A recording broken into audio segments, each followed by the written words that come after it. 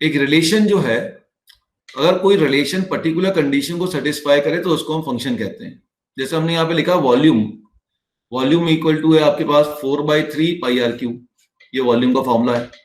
तो 4/3 और पाई तो कांस्टेंट है, तो ये किसके रिलेशन में लिखा जा रहा है? आर के टर्म में लिखा जा रहा है, लेकिन आर की पावर 3 आ रहा है, तो इसको हम शॉर्ट में कहेंगे volume is the function of radius. ठीक है, तो हम कहते हैं जैसे मान लो एरिया लिख दिया, area equal to pi r square area of circle, area को हम कह देंगे फंक्शन ऑफ रेडियस, है ना। जैसे आपने लिखा S is equal to u t plus half g t square, तो आप लिखते हो S is a function of time, लिखते हो फिर इसके अंदर कि नहीं लिखते हो? तो फंक्शन एक ऐसा रिलेशन है, ठीक है, जो एक पर्टिकुलर कंडीशन को सेटिस्फाई करता है। और पर्टिकुलर कंडीशन क्या होती है कि आपके पास अगर मान लीजिए टाइम का कोई आपने इनपुट दिया, कोई आपने इनपुट दिया और एक आउटपुट हो गया आपके पास, बी आउटपुट हुआ, तो आपके पास इनपुट सभी जितने भी इनपुट होंगे, मान लो 1 2 3 4 है, जितने भी इनपुट होंगे सभी इनपुट का उपयोग हो जाना चाहिए, और जो आउटपुट आएगा वो आपके पास क्या होना चाहिए? यूनिक होना चाहिए। अगर ऐसा होगा तो हम कहेंगे कि फंक्शन है। जैसे यहां पे देखो 1 का स्क्वायर करूंगा तो क्या मिलेगा? 4 मिलेगा, 1 का स्क्वायर 1 मिलेगा, 2 का स्क्वायर 4 मिलेगा, 3 का 9 मिलेगा, 4 का 16 मिलेगा, तो आउटपुट यूनिक है। ठीक है, अगर 25 आउटपुट में नहीं आया कोई दिक्कत नहीं, लेकिन जो भी आउटपुट है वो यूनिक तो है। तो ऐसा कोई भी रिलेशन जिसमें सभी इनपुट का उपयोग हो जाए और आउटपुट केवल सिंगल आउटपुट आए, सिंगल आउटपुट आए, तो ऐसे आउटपुट, ऐसे फंक्शन को, ऐसे रिलेशन को हम क्या कहते हैं? फंक्शन कहते हैं। ठीक है, इससे ज्यादा तो आपको ध्यान नहीं देगा। मशीन मॉडल क्या होता है फंक्शन का? कि फंक्शन ऐसे मशीन काम कर रहा है, जैसे मैंने कहा जूसर है।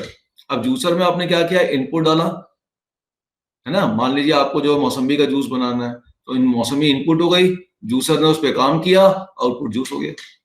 तो फंक्शन एज ए ऑपरेटर काम करता है, और ऑपरेटर का मतलब ये है कि इनपुट आप जो डालेंगे उसके ऊपर ये फंक्शन कुछ काम करेगा, ये जो पूरा वर्क होगा इसको हम फंक्शन कहेंगे, और उसका एक आउटपुट आ जाएगा। आउटपुट यूनिक चाहिए फंक्शन में, है ना, ये बस ध्यान रखना है, हमें फंक्शन में आउटपुट यूनिक चाहिए। तो हमने फंक्शन को डिफाइन कैसे करना है वो देखिए। तो इनपुट आउटपुट रिलेशन समझ में आ गया कि इनपुट जो हम डालेंगे इस पे जो काम होगा वो काम हमारा जो है फंक्शन होगा, और आउटपुट हमारा जो होगा वो हमारा जो है, इसको हम रेंज कहेंगे, बाद में बताएंगे आपको। तो ये हमारा एक फंक्शन हो गया। अच्छा, और एग्जांपल हम ले सकते हैं फंक्शन के अंदर। जैसे मान लीजिए हमने कहा कि चलो पहले डेफिनेशन ले लेते हैं। डेफिनेशन क्या है? Let A and B are two non empty set, function from A to B is the rule. ये एक रूल है और रिलेशन या एक रिलेशन है, ठीक है, दैट असाइन एवरी एलिमेंट, ध्यान रखना, every element of set A, input का हर एलिमेंट यूज होना जरूरी है बेटा, to one and only one element of set B, और सेट बी के केवल एक और केवल एक ही एलिमेंट से इसका रिलेशन होना चाहिए। ठीक है, तो ऐसे रूल को, ऐसे रिलेशन को आप फंक्शन कहेंगे। ठीक, अगर मैं सिंपल वर्ड में कहूं तो फंक्शन हमारे पास दो प्रकार के हो जाएंगे। देखो, इसी चीज को कह रहे हैं हम F map from A to B, मतलब सेट ए आपका इनपुट है और सेट बी क्या है? आपका आउटपुट है। तो एफ को अगर इस इनपुट पे लगाओगे तो आपको आउटपुट सेट बी का मिल जाएगा। इसी बात को, ये जो हमने लिखा हुआ है F map from A to B, read like this, F map from A to B, ठीक है, इसी को एल्जेब्रिकली हम लिखते हैं y equal to F of X. X किसको बिलोंग करेगा? सेट ए को, y किसको बिलोंग करेगा? सेट बी को। ठीक है, ये जो y है, ये ध्यान रखिएगा, y जो है ये इसका इमेज कहलाता है, y का नाम इमेज है, y को हम इमेज कहते हैं, और जो x है उसको हम प्री इमेज कहते हैं। ठीक, तो इमेज और प्री इमेज क्लियर हो गया। ये जो लिखा है हमने y equal to f x, ये algebraic way of writing function है। ये जो है ये आपके पास जो है फंक्शन का, हम कह सकते हैं मैपिंग फॉर्म ऑफ फंक्शन है, F map from A to B. ठीक है, दोनों एक ही चीज है, लिखने के तरीके अलग अलग है। अब मैपिंग क्या है? फंक्शन को यदि हम पिक्चर के फॉर्म में रिप्रेजेंट करें तो उसे हम मैपिंग कहते हैं। जैसे मैंने अभी यहाँ पे बनाया, ये सेट ए बना दिया, ये सेट बी बना दिया, यहाँ 1 2 3 4 दे दिया, यहाँ 1 4 9 16 25 दे दिया। तो देखिए ये आपके पास जो हमने पिक्टोरियल फॉर्म में लिखा है, पिक्चर के फॉर्म में इसको मिलाया है, दिस इज कॉल्ड फंक्शन।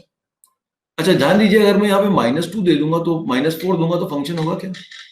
-4 का स्क्वायर भी अगर आप देखोगे तो 16 होगा। तो इनपुट भले एक से ज्यादा हो, आउटपुट तो एक ही आया। तो इसने एवरी की कंडीशन सेटिस्फाई कर ली, हर इनपुट का यूज हुआ है, और आउटपुट आपके पास वन एंड ओनली वन है। ठीक है, तो इसीलिए हम कहेंगे कि ये फंक्शन है। तो फंक्शन कब पॉसिबल है? जब एक एलिमेंट से मिले, और जब एक से ज्यादा एलिमेंट भी एक एलिमेंट से मिले। तो फंक्शन होने के दो केस हैं, एक है 1-1 मैपिंग कह सकते हो, दूसरा है मैनी वन मैपिंग हो। ठीक है, इन दो केस में आपको फंक्शन मिलेगा। फंक्शन का एक्चुअल मतलब होता है बेटा सिंगल वैल्यूड फंक्शन। फंक्शन का एक्चुअल मतलब क्या है? Single valued function. और हम मैथमेटिक्स में सिंगल वैल्यूड फंक्शन को ही फंक्शन कहते हैं। ठीक है, और भी मैपिंग पॉसिबल होती हैं, जैसे हो सकता है वन मैनी, हो सकता है मैनी मैनी।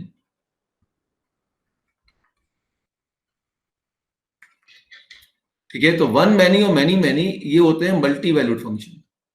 एग्जांपल दूंगा अभी मैं।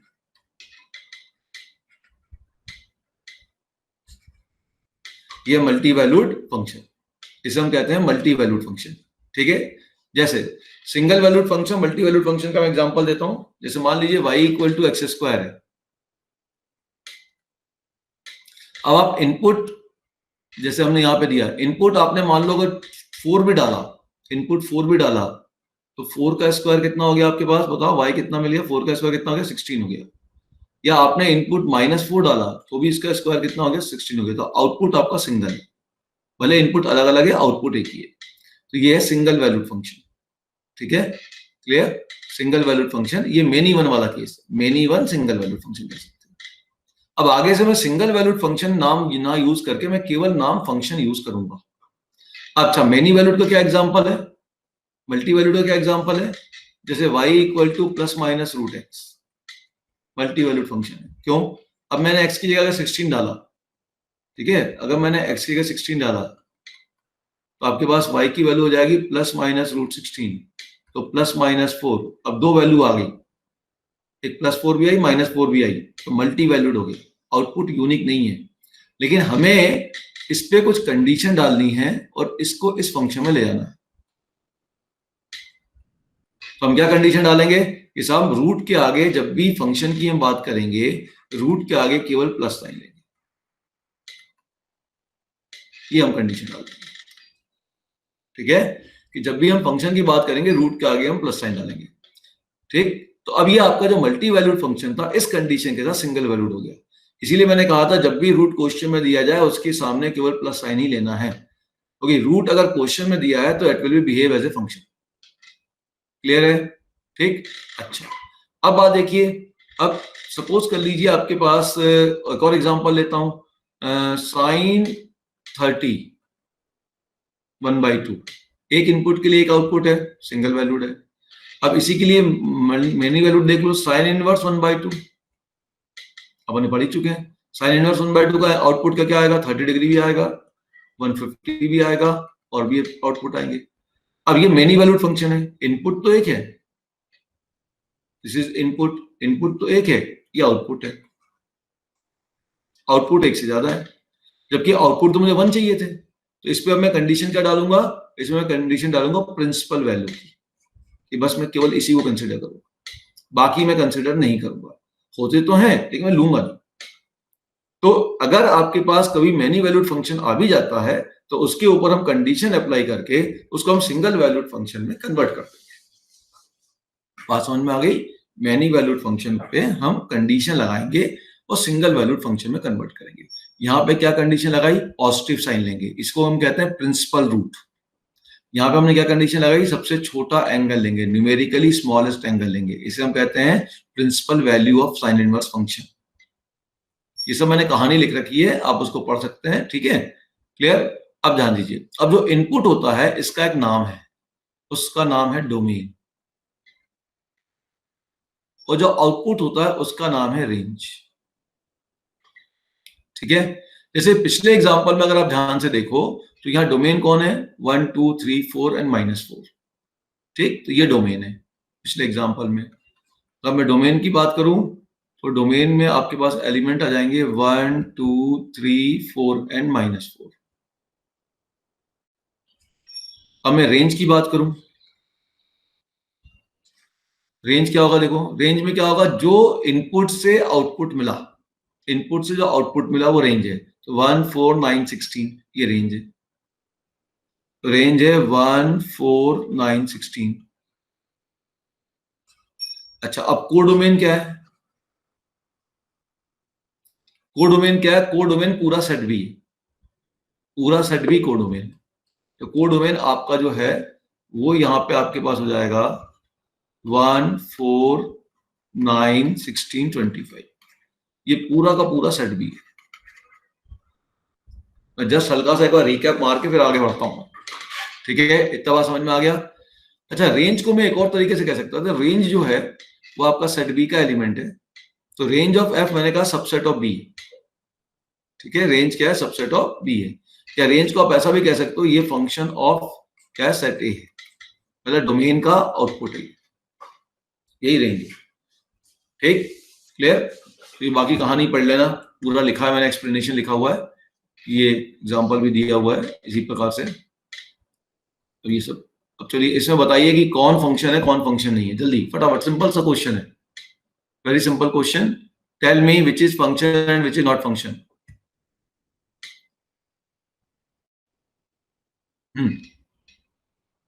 You can message it if you want. First function है, फर्स्ट वाला केस फंक्शन है या नहीं, सेकंड, सेकंड केस,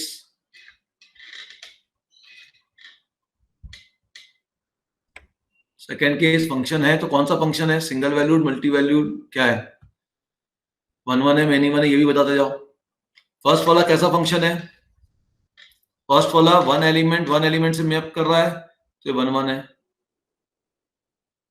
सेकंड बताओ, सेकंड फंक्शन है या नहीं, तो ये मैनी 1 है, एक से ज्यादा एलिमेंट एक एलिमेंट से मैप कर रहे हैं। थर्ड वाला फंक्शन है क्या, थर्ड वाला फंक्शन बोलो, ये फंक्शन नहीं है, क्यों नहीं है, क्यों नहीं है फंक्शन, क्योंकि सेट ए के सभी एलिमेंट का यूज नहीं हुआ। यहां हमने क्या वर्ड यूज किया था, एवरी, सेट ए में ये एलिमेंट खाली छूट गया है, इसलिए फंक्शन नहीं है। फोर्थ वाला,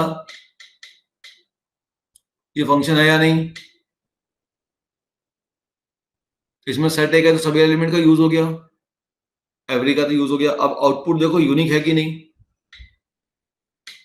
आउटपुट यूनिक है क्या, ध्यान से देखो, सेट ए का एक आउटपुट 1 है और सेट ए का एक और आउटपुट 2 है, तो सेट ए के दो आउटपुट हो गए, इसलिए सेट ए के दो आउटपुट हो गए, आउटपुट सिंगल नहीं है, 1 नहीं है, इसी दो तो फंक्शन थे और आखिरी दो आपके फंक्शन नहीं थे, ठीक है ना। चलिए फटाफट बढ़ते हैं आगे। डोमेन हमें इतना तो बेसिक आपको मालूम है, हाँ ये डेफिनेशन नोट कर लो आप लोग। ऑर्डर्ड पेयर में आप कैसे लिखोगे, कार्टेशियन प्रोडक्ट, हमने पढ़ा था कि जो रिलेशन होता है वो सबसेट होता है किसका, सबसेट होता है ए क्रॉस बी का, है ना, और जो फंक्शन एफ होता है वो सबसेट होता है रिलेशन का, ध्यान रखिएगा, ठीक है। अभी मैंने बताया कि आपके पास चार प्रकार की चीजें हैं, 1 1 मैनी 1, है ना, मैनी 1 1 मैनी 1, फिर क्या था, 1 मैनी और मैनी मैनी, ये चारों चीजें रिलेशन है, लेकिन ऊपर की दो चीजें केवल फंक्शन है। ये अपन ने लिया ना ऊपर, ध्यान से देखो, ये जो लिया है अपन ने, आ गया ये 1 1 मैनी 1, ये दो फंक्शन है, ये दो फंक्शन है, single valued function, single valued function को ही मैं फंक्शन कहूंगा, और ये चारों रिलेशन है। आपने एक मैसेज भेजा, आपके दोस्त ने भी एक मैसेज भेजा, आपने एक से ज्यादा भेजा, आपके दोस्त ने एक भेजा, आपने एक भेजा, आपके दोस्त ने एक से ज्यादा भेजा, आपने एक से ज्यादा मैसेज भेजा, आपके दोस्त ने भी एक से ज्यादा मैसेज भेजा, ये चारों रिलेशन है, लेकिन फंक्शन केवल पहले दो वाले हैं जिसमें आउटपुट 1 आ रहा है। जहां पे आउटपुट में नहीं आएगा वो फंक्शन नहीं है, फंक्शन नहीं है मतलब वो सिंगल वैल्यूड फंक्शन ही है। मल्टी वैल्यूड तो है, उसको मल्टी वैल्यूड को फिर सिंगल वैल्यूड में कन्वर्ट करेंगे, जैसा हमने यहाँ पे किया। ठीक है, तो यहाँ ध्यान रखिएगा कि अब यहाँ पे जो फंक्शन जो है वो आपका रिलेशन का भी सबसेट है। अब फंक्शन को हम कैसे डिफाइन करेंगे? ए क्रॉस बी मान लीजिए एक ordered pair A comma B है, जहां A belong to set A और B belong to set B है। Every function from A to B satisfy following condition. Function इन कंडीशन को सेटिस्फाई करेगा। This is the ordered pair definition of function. ये ध्यान रखिएगा, नॉर्मली बच्चे इसको याद ध्यान नहीं रखते। एफ जो होगा आपका, जो फंक्शन होगा वो ए क्रॉस बी का सबसेट होना चाहिए। क्लियर दिख रहा है? आर ए क्रॉस बी का सबसेट होता है, आर ए क्रॉस बी का सबसेट है, और फंक्शन आर का सबसेट है, तो एफ तो ऑटोमेटिक ए क्रॉस बी का सबसेट हो गया। तो फंक्शन ए क्रॉस बी का सबसेट होना चाहिए, पहली बात।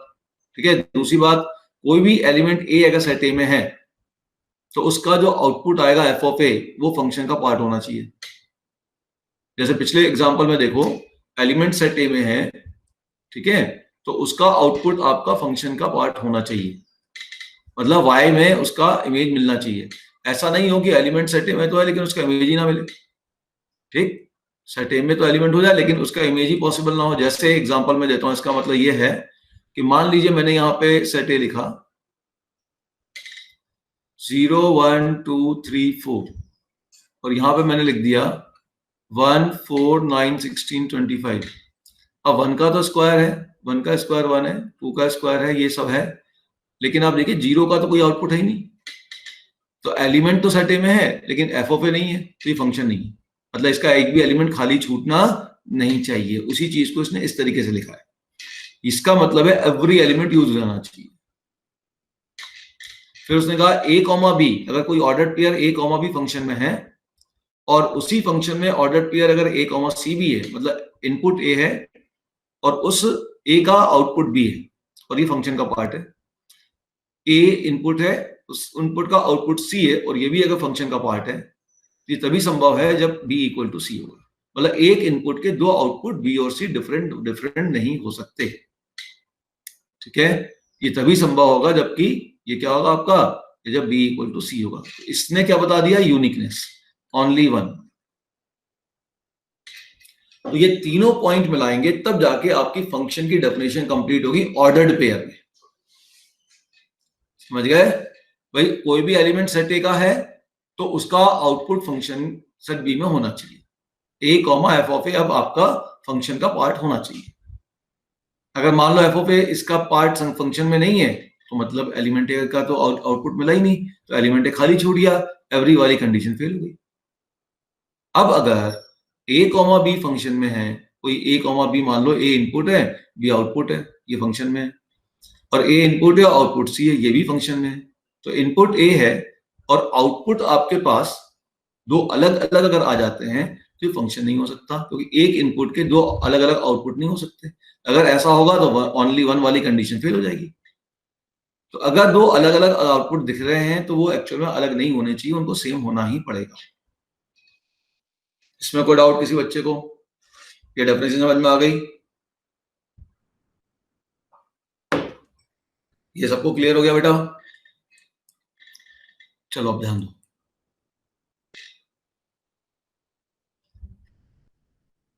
ये सब ग्राफ ऑफ फंक्शन तो ऑलरेडी अपन पूरा कर ही चुके, इसमें कुछ खास कराना नहीं है। ग्राफ आप एक्स की वैल्यू पुट करो, वाई की वैल्यू निकाल लो, हम तो इससे बहुत आगे बढ़ चुके हैं। ठीक है, अब ये देख लो वर्टिकल लाइन टेस्ट क्या होता है। वर्टिकल लाइन टेस्ट ये कहता है कि देखिए हमने कहा कि एक इनपुट के लिए, ध्यान दो, एक्स की एक वैल्यू के लिए वाई की एक से ज्यादा वैल्यू होनी चाहिए कि नहीं होनी चाहिए? एक्स की एक वैल्यू के लिए वाई की एक से ज्यादा वैल्यू होनी चाहिए कि नहीं होनी चाहिए? बता दो। बोलो। जैसे यहाँ एक्स की एक वैल्यू है, ये एक्स की एक वैल्यू के लिए वाई की कितनी वैल्यू हो गई? यहाँ पे दो वैल्यू हो गई, हुई कि नहीं हुई? ध्यान से देखो, एक्स की एक वैल्यू के लिए वाई की दो वैल्यू हो गई, तो ये आपके पास फंक्शन है या नहीं? जल्दी बोलो, फर्स्ट वाला फंक्शन है या नहीं? तो अब मैं कह रहा हूं कि जैसे एक इनपुट है, अब एक इनपुट के लिए आउटपुट कितने अपने पास? दो आउटपुट है। तो एक इनपुट के लिए अगर दो आउटपुट है तो इसका मतलब तो क्लियर दिख रहा है कि ये फंक्शन नहीं है। मतलब ये जो वर्टिकल लाइन है, इस वर्टिकल लाइन ने इसको कितनी जगह कट किया? दो जगह कट किया, तो फंक्शन नहीं है। यहाँ भी देखो एक एक्स का इनपुट है, मान लो एक्स का इनपुट 1 है, इसके लिए कितने आउटपुट है? एक आउटपुट है, दो आउटपुट है, तीन आउटपुट है, चार आउटपुट है। तो एक इनपुट के एक से ज्यादा आउटपुट, तो 1 मैनी हो गया, तो फिर फंक्शन नहीं है। यहाँ पे देखो फंक्शन है क्या, इनपुट 1 है, आउटपुट भी 1 है, ये फंक्शन हो गया। ये फंक्शन है क्या, इनपुट 1 है, x की वैल्यू 1 है, उसके लिए y की वैल्यू भी 1 है, ये फंक्शन हो गया। तो फंक्शन देखने के लिए ग्राफिकल तरीका क्या है कि हम एक वर्टिकल लाइन खींचेंगे, इसे हम कहते हैं वर्टिकल लाइन टेस्ट। एक वर्टिकल लाइन खींचेंगे, अगर वो वर्टिकल लाइन उस फंक्शन को केवल एक बार कट करती है, ठीक है, तो वो फंक्शन है। उस ग्राफ को केवल एक बार कट करती है तो वो फंक्शन है। जैसे इस थर्ड एंड फोर्थ में देखिए, ग्राफ को एक बार कट किया, अगर वो ग्राफ को एक से अधिक बार कट करती है, जैसे फर्स्ट में 2 बार कट किया, इसमें उसने करीब 4 बार कट किया है, तो वो फंक्शन नहीं है। बात समझ में आ गई? This is called vertical line test. Simple मतलब है एक इनपुट के लिए एक आउटपुट चाहिए, ठीक है, एक इनपुट के लिए एक से ज्यादा आउटपुट नहीं चाहिए। यहाँ 2 आउटपुट आ गए, यहाँ पे एक इनपुट के लिए 4 आउटपुट आ गए, है ना, तो ये फंक्शन नहीं है। समझ गए मेरी बात? ठीक, तो वर्टिकल लाइन टेस्ट में क्या करना है, आप कोई भी ग्राफ बनाओ, उसका वर्टिकल लाइन खींच दो उस पर। अगर वर्टिकल लाइन उसको एक जगह कट करेगा तो फंक्शन है, एक से अधिक जगह कट करेगा तो फंक्शन नहीं है। This is called vertical line test. Now see this question, very good question. ये आपका इस प्रकार का क्वेश्चन आपका आईआईटी में आया हुआ। सेट ए आपको दिया, let A equal to X belong to R, X एक रियल नंबर है and real number X belong to -1 to 1 equal to set B. अच्छा, consider the following subset of A cross B. अपन ने A cross B का एक subset consider किया, X Y belong to A cross B such that X square plus Y square equal to 1। Does this give the function from A to B? What will happen if ax belong to real number -1 to 1 and cy belong to real number y greater than equal to 0? देखो ध्यान से देखो इसने किया क्या है। उसने कहा एक उसने सेट A लिया जिसमें वो -1 से 1 तक वैल्यू लेगा और ये वैल्यू रियल नंबर होनी चाहिए, मतलब -1 से 1 के बीच की सभी रियल नंबर सेट A का एलिमेंट है और सभी रियल नंबर सेट B का एलिमेंट है। सीधा से कहने का मतलब ये है। इसका मतलब ये हुआ कि अगर मैं कुछ ग्राफिकल देखना चाहता हूं, उसका मतलब है कि इस पे अगर मैंने सेट ए लिया और इस वाई पे सेट बी लिया, तो मैं यहाँ -1 से 1 तक के ही ग्राफ के ऊपर बात करूंगा। इसके बाहर जाने वाले किसी भी ग्राफ के ऊपर मैं डिस्कशन नहीं कर सकता, क्योंकि एक्स की वैल्यू मेरी -1 से 1 है और सेट ए की वैल्यू और सेट बी की वैल्यू भी मेरी -1 से 1 है, तो इसके अंदर ही मुझे काम करना है। अब वो ग्राफ आपका ये इसका स्क्वायर बन जाए, रेक्टेंगल बन जाए, सर्कल बन जाए, जो भी बन जाए, लेकिन लेना है इसी के अंदर है। इसके अंदर की हर रियल वैल्यू के लिए मुझे काम करना है।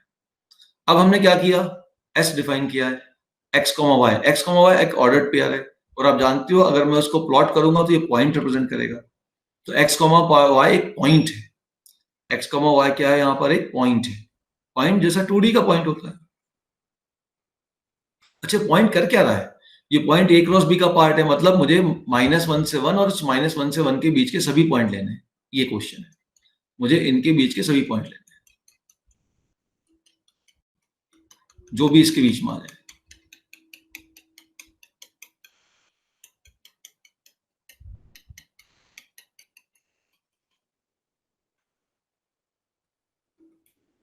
ठीक है ना, ये इसके बीच के सभी पॉइंट लेने। Clear, X comma Y point है जो इसके बीच में लेने मुझे। ठीक है, चलो अच्छी बात है, ए क्रॉस बी तो इससे बन गया हमारा, ये सभी पॉइंट का जो सेट हुआ वो क्या हुआ, ए क्रॉस बी हो गया। ठीक, लेकिन हमें कौन से पॉइंट लेने हैं, हमें वो पॉइंट लेने हैं जो ए क्रॉस बी के तो हों, ठीक है, इसके अंदर से लेने हैं, इसके अंदर के पॉइंट लेने हैं, ठीक है, इसके बाहर नहीं लेने, ये कहने का मतलब है। अच्छा, वो पॉइंट करेंगे क्या, वो X square plus Y square equal to 1 बनाएंगे, मतलब वो एक प्रकार से सर्कल कंस्ट्रक्ट कर रहे हैं। तो मुझे इसका मतलब इसके बीच का एक सर्कल लेना है जिसका रेडियस 1 यूनिट है।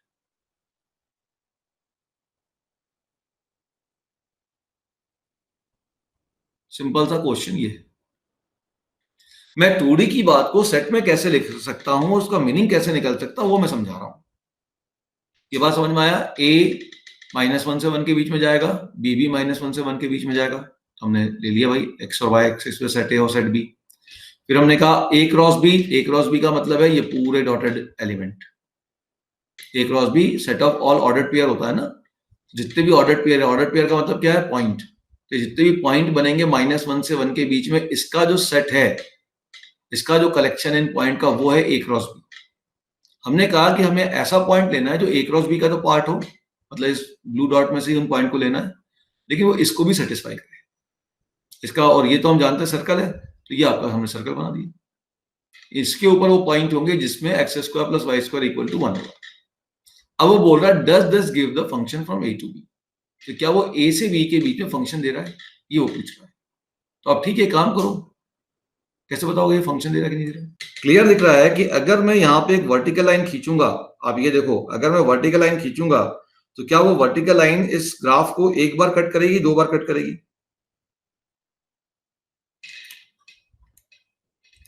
कोई भी वर्टिकल लाइन खींच लो, ये 2 बार कट कर, कहीं और खींच लो, कहीं और खींच लो,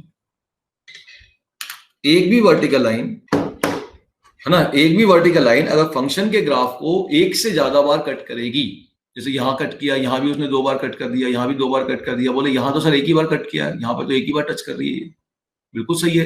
लेकिन मैंने कहा एक भी वर्टिकल लाइन, एक भी वर्टिकल लाइन अगर इस रेड वाले ग्राफ को 2 या 2 से अधिक बार कट करेगी तो वो फंक्शन नहीं है। यहां जरूर एक बार कर रही है, लेकिन ये तो 2 बार कर रही है, इधर भी 2 बार कर रही है, बहुत सारी जगह 2 बार कर रही है, तो ये आपका फंक्शन नहीं है, तो ये आपका नॉट ए फंक्शन हो गया। ठीक, अच्छा, अब उसने क्या बोला, what will happen if x belong to real number and -1 to 1, मतलब x को अब वो -1 से 1 बोल रहा, कर लो भाई, और y belong to y is greater than equal to 0। अब वो बोल रहा क्या होगा कि अगर वो x को तो रियल नंबर ले ले -1 से 1, देखो फिर बना रहा हूं ग्राफ, डायग्राम तुम्हें लोग को समझ में आ रहा कि नहीं आ रहा डायग्राम? तो थोड़ा इधर करो, ये क्या बना हुआ है यहाँ पे, चलो देखो। तो बोल रहा बताओ क्या होगा, ये काम का नहीं, क्या होगा कि अगर x तो -1 से 1 के बीच में लूं, तो बोल रहा x तो मैं -1 से 1 के बीच में लूंगा, लेकिन y को मैं 0 से बढ़ा लूंगा, y को अब इस लाइन के ऊपर लूंगा, इधर y लूंगा, इधर x लूंगा। इसका मतलब अब वो कह रहा है कि x तो आप ये ले सकते हो, y आप पॉजिटिव कितना भी ले सकते हो, इसका मतलब you are talking about this points.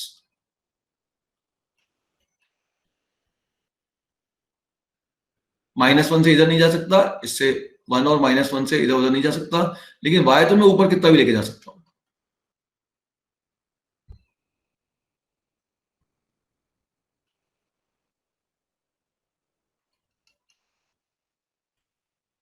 ठीक, ये बोल रहा है इस केस में इस डेफिनेशन का क्या होगा, तो इस केस में इस डेफिनेशन में तो केवल कौन सा पोर्शन लेंगे अब हम, अब नीचे वाला पोर्शन तो आ ही नहीं सकता है, क्योंकि यहां तो ए क्रॉस बी डिफाइन ही नहीं है, इसमें ए क्रॉस बी तो पॉसिबल ही नहीं है, हमने मना ही कर दिया, ए क्रॉस बी केवल ये डॉटेड पोर्शन है। ए क्रॉस बी का मतलब यहां से आप पूरा ऊपर तक पट्टी ले जाओ इन्फिनिटी तक, वो ए क्रॉस बी का पार्ट है। तो और आपको इसमें तो ये सर्कल को भी बनाना है, तो 1,1 से आप एक सर्कल बना लीजिए। सर्कल नहीं बनना, क्या बनेगा इसके अंदर, अब ये आपका सेमी सर्कल बनेगा, ध्यान देना। क्यों? क्योंकि नेगेटिव वैल्यू तो मैं यहाँ पे कंसिडर कर ही नहीं रहा, तो अब ये केवल सेमी सर्कल बना। अब बताओ ये फंक्शन है कि नहीं है? देखो अब ये बेटा फंक्शन है, समझ गए मेरी बात समझ में आई? अब मैं कोई भी वर्टिकल लाइन खींचूंगा, हर वर्टिकल लाइन इसको केवल और केवल एक बार में कट करेगी। तो देखिए बहुत सिंपल चीज है, इसी को मैं कहता कि सर्कल है बताओ फंक्शन है कि नहीं है, सेमी सर्कल है बताओ फंक्शन है कि नहीं है, हर कोई बच्चा बता देता। अब वो पूछ कैसे रहा है उसको समझिए। ए क्रॉस बी का मतलब भी तुमको अब समझ में आ चुका होगा। ए क्रॉस बी का मतलब है जितने भी ऑर्डर्ड पेयर हैं, अगर हम ग्राफिकल बात कर रहे हैं तो जितने भी पॉइंट्स हैं ना 2D के हिसाब से सोचेंगे, उनका कलेक्शन, जो भी कंडीशन दी गई है उस कंडीशन को सेटिस्फाई करते हुए, ये सबके समझ में आ गया? ठीक है, चलो नंबर ऑफ फंक्शन क्या होता है देख लो, कितने नंबर ऑफ फंक्शन बनेंगे। अब फंक्शन का मतलब है, जैसे मान लीजिए कि मेरे पास सेट ए है, अब जो जो चीज यहां मैं लिख रहा हूं जैसे उस तरीके से मैं समझाते जा रहा हूं आप। सेट बी है, सेट ए के अंदर m एलिमेंट है, a1 a2 a3 am, और सेट बी के अंदर n एलिमेंट है, b1 b2 b3 bn। अब हम कह रहे हैं बताओ कितने सारे फंक्शन होंगे from set A to set B. Function कितने होंगे सेट ए से सेट बी के बीच में, जबकि number of element in set A is m, and number of element in set B is N. हो सकता है कभी हमने उल्टा भी दे दिया या एन दिया या एम दिया, उसमें कोई दिक्कत नहीं। अब फंक्शन बनाने के लिए आप सोचो, बिल्कुल सिंपल, यहाँ पीएनसी लगानी है। इस एलिमेंट A1 को मैं क्या B1 से मैप करा सकता हूँ, फंक्शन बनेगा। अगर B2 से मैप कराऊं तो ही फंक्शन बनेगा। B3 से ही मैप करा सकता हूँ, इस Bn से ही मैप करा सकता हूँ। तो एलिमेंट A1 को मैप कराने के लिए कितने सारे मेरे पास एलिमेंट अवेलेबल है, n। तो इस फर्स्ट एलिमेंट A1 को मैप कराने के लिए n एलिमेंट अवेलेबल है। तो मान लीजिए मैंने अभी इसको B2 से मैप कराया। अब सोचो A2 को मैप कराने के लिए कितने एलिमेंट अवेलेबल है। A2 को B1 से मैप करा सकता हूं, कोई दिक्कत नहीं है, 1 1 है। क्या A2 को मैं B2 से मैप करा सकता हूं? तो ये फंक्शन के डेफिनेशन को सेटिस्फाई करेगा। तो यहां पे क्या होगा, जब मैं A2 को B2 से मैप कराऊंगा तो ये मैनी 1 बन जाएगा। नहीं, फंक्शन तो होगा मैनी 1। देखो, अच्छा, क्या A2 को B3 से मैप करा सकता हूं? बिल्कुल कर सकता हूं। A2 को Bn से मैप भी कर सकता हूं। इसका मतलब A2 के लिए भी B1 B3 Bn तो है ही, साथ में B2 भी अवेलेबल है। मतलब A2 को भी मैं n तरीके से मैप करा सकता हूं।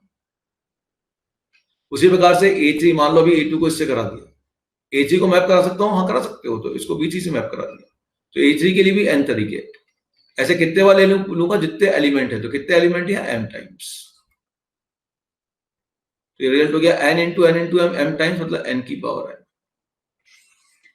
इसको आप ऐसा याद करिए, जितने एलिमेंट यहाँ पे हैं, कार्डिनल नंबर ऑफ या ऑर्डर ऑफ बी या कार्डिनल नंबर ऑफ बी की power, cardinal number of B की पावर, अरे यार ये कुछ गाढ़ा लिख रहा है भाई।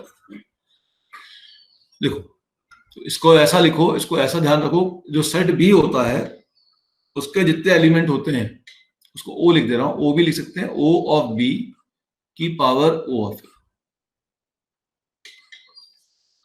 क्योंकि एलिमेंट को तो इधर मैप कराना है ना, इधर मैप कराना है, तो ये बेस में आ जाएगा O of B power O of A. O मतलब नंबर ऑफ एलिमेंट ही होता है। तो नंबर ऑफ फंक्शन का मतलब होता है जितने आपके पास बी में एलिमेंट हैं वो बेस में रखो, और जिसको डिस्ट्रीब्यूट करना है उसको पावर में रखो। ये एक्सरसाइज आप कर लीजिएगा भाई, वर्टिकल लाइन टेस्ट है, उसमें कोई दिक्कत नहीं है। उसी टाइप का एक क्वेश्चन मैंने यहां दे रखा है, यू कैन डू इट। ठीक है, ये भी आप फंक्शन का कर सकते हैं, कोई दिक्कत नहीं आनी चाहिए मेरे ख्याल से।